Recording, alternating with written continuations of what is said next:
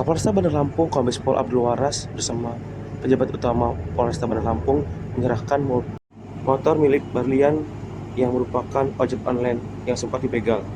Kapolresta Bandar Lampung secara langsung memimpin penyerahan motor milik ojek online yang merupakan kakek disabilitas.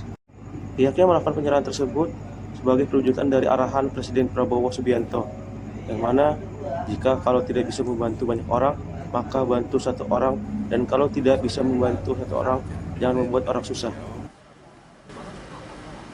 Ada suatu kejadian seperti menimpa dialami oleh beliau dengan curas. Kalau istilah kita tindak kekerasan, mengalami tindak pidana kekerasan. Alhamdulillah kondisinya beliau selamat dan pelaku sudah berhasil diamankan dengan bantuan masyarakat.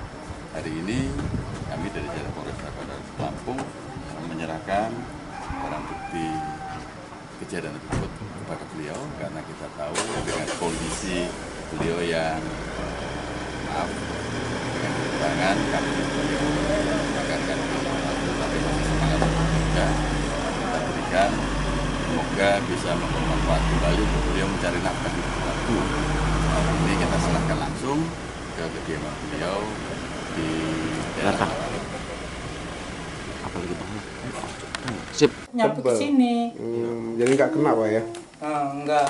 Saya udah nggak mikir ke sana, cuma mikir motornya aja. Kita sehari-hari Maxim. Iya. Emang Ini biasa ngambil Maxim di Bandar Lampung?